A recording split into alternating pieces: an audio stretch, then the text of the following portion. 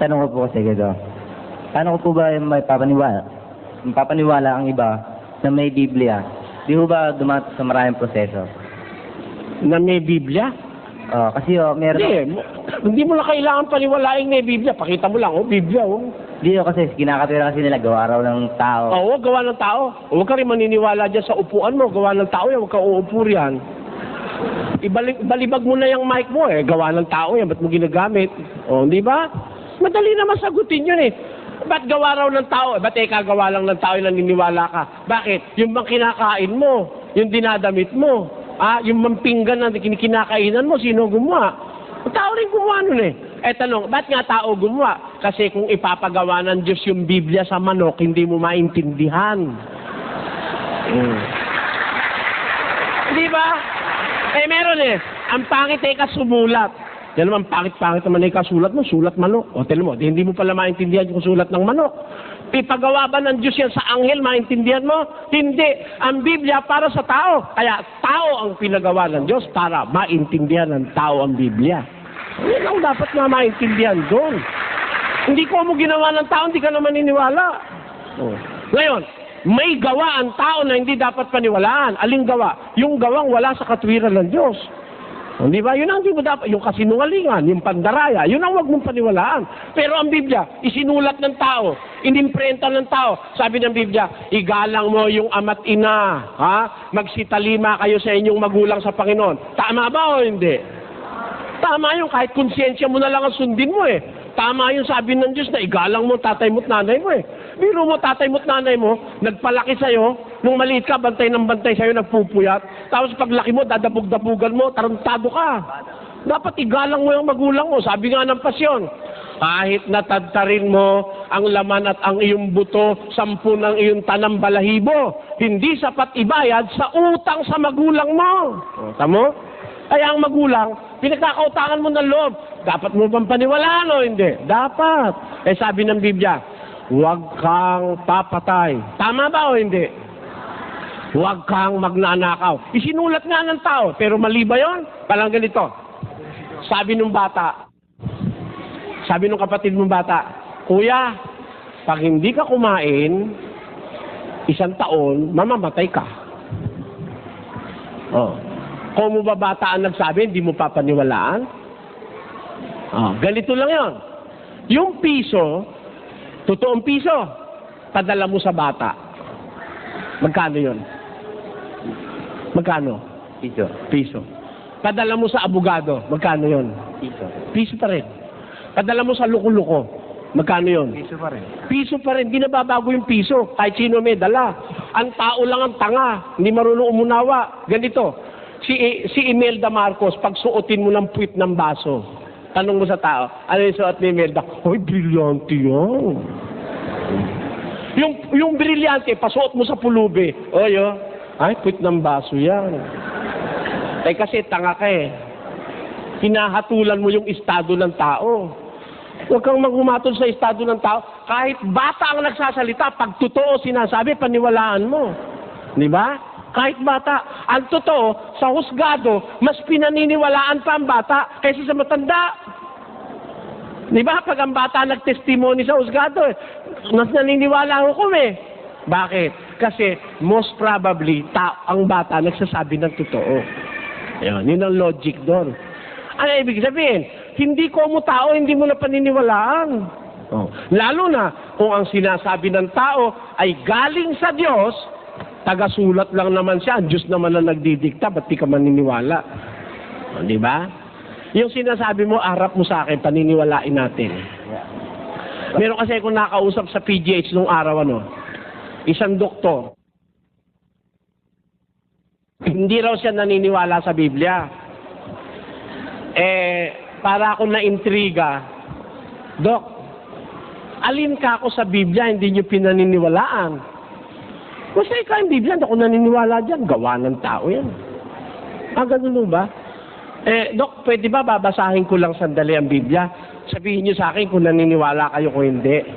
Sabi ko, binasa ko, huwag kang sisiping sa babae sa panahon ng kanyang karumihan, sa kanyang karumalan. Dito, Dok, sabi ng Diyos, hindi raw maganda yung babae, sisipingan mo pag may regla. Yan, naniniwala ako dyan. Talagang tama yan. Hindi niya pwedeng hindi paniwalaan, doktor siya.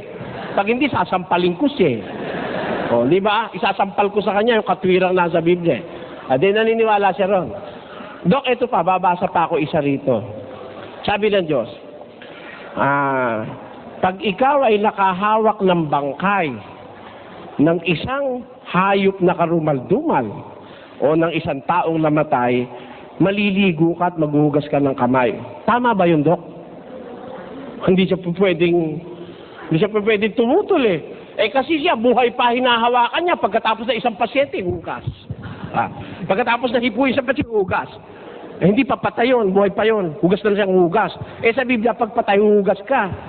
Naliligo ka pa. Tama ho ba yun, Dok? Medically and scientifically, tama yun. Yan. Tama yan. Naniniwala ako dyan. Lahat nung may kinalaman sa doktor, pinagbabasa ko. Mamayang konti, nakakaisang oras na kami. Sabi mo, Dok, di ka naniniwala sa Biblia. Alin ang hindi mo pinapaniwalaan sa Biblia? Hindi siya makasagot Natulala siya. Lahat ng basahin ko, naniniwala siya. Pag magkakain ka, maghugas kang kamay. Pag tatay ka, tabunan mo ng lupa. Nasa Biblia tututulan niya ba yung doktor siya? Sabihin ba niya, hindi, pagkatay mo, iwan mo na lang niya, pabayaan mo kainin ng aso. Ganun ba? Hindi ka doktor niyan. Nakalagay doon, pag tumai ka, tatakpan mo ng lupa. Tama ba yun, Dok? Tama raw. Nung kabasa-basa, bandang huli, alam mo, sabi niya, totoo pala yung Biblia. Kita mo na, di naniwala siya. Kaya lang mo sinasabi, yung iba pangase, yan naman kang Biblia, kulang yan Meron akong nakausap nung araw, pare. Yan naman kang Biblia, kulang yan Padre. Sabi ko, okay. Alin ho ang kulang sa Biblia? Kasi pag sinabi niyong kulang, dapat alam niyo yung buo. Tama po ako, hindi. Halimbawa, tinawag mo yung mga anak, halika kayo lahat, mga anak! Dumating, 8. Ba't kulang? Sabi ng nanay, ba't kulang? Kasi alam niya, siya mang anak niya Kaya mo muna sabi kulang, alam mo yung buo. Tama o hindi? Sabi ng pare, kulang daw Biblia. Ano kulang, Padre? Siyensya, nasa Biblia. Psikolohiya, nasa Biblia. Aritmetika, nasa Biblia. Lahat ng maiisip mo, nasa Biblia. Gusto mo, patunayan ko sa'yo. Mag-isip ka na kahit anong bagay, babasahin ko sa Biblia. Yung hindi mo nga naiisip, pwede ko pa rin basahin sa Biblia. Ano ang kulang sa Biblia? Bakit mo sasabihin kulang ang Biblia? Para mo masabing kulang ang Biblia, alam mo ang buo. Sino naman nakakaalam ng buo kundi ang Diyos? Wala naman iba nakakaalam ng buo kundi ang Diyos Ako man, marami kong hindi alam di ba? Pero kung lahat lang nung iisipin mo ang itatanong mo sa akin, lahat yon, ginagarantiyahan ko sa'yo, babasahin ko sa Biblia, lahat. Gusto mo, pati ampalaya, babasahin ko sa Biblia. Pati bawang, pati pipino nasa Biblia, sibuyas nasa Biblia, ampalaya nasa Biblia. Ano pa rito ang alam niyong gulay? Yan, nasa Biblia yan. Ito ba, totoo ba itong bulaklak na to? Kasi nung dito ako pumunta nung puro mga paper roses yun. Yan, nasa Biblia yan. Pati nga bulaklak na artificial, nasa Biblia rin Yung paper roses, nasa Biblia yun. Aeroplano, nasa Biblia. Computer, nasa Biblia. Gusto nyo, lahat nandun yun. Walang kulang yun. Ano pa tatanong mo? Pati nga numismatics, nasa Biblia Pati yung tropology, nasa Biblia yon. Anthropology, nasa Biblia yon. Yung tropology, nasa Biblia yon. Walang kulang ang Biblia. Ako po kasi sa nakaraang mga 34 anyos, 35 na pala, sa awa ng Diyos, na nakagiliwang ko na yung sinasabi sa Biblia, isipin at pag-aralan. Kaiisip ko, napatunayan ko. Sabi ng Diyos, pakinggan niyo. Isipin mo ang sinasabi ko at sapagkat bibigyan ka ng Panginoon ng pagkaunawa sa lahat ng mga bagay. Ayun ang sabi ng Diyos. Isipin mo ang sinasabi ko. bibigyan ka ng Diyos ng pagkaunawa sa lahat ng bagay. Kaya pag mag-iisip ka lang, maintindihan mo eh. Mag-isip ka po, pati buhok nasa Biblia. Di ba? Pati kalbo nasa Biblia rin. Si Pogi nasa Biblia yun. Alaan nyo? Ha? Wala kang iisipin wala sa Biblia.